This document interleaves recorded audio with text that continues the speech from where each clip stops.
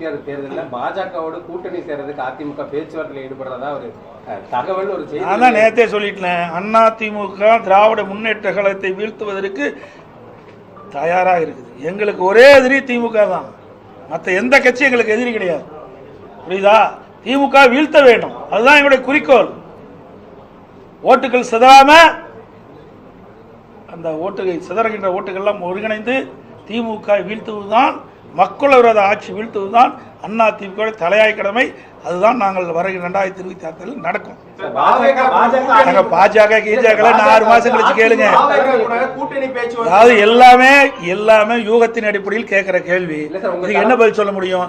நாங்க தான் சொல்லிட்டோமே, யாரெல்லாம் அங்க இருக்கிறாங்க, யாரெல்லாம் இங்க இருக்கிறாங்க, எல்லாம் 6 மாசத்துக்கு முன்னாடி சொல்லப்படும்.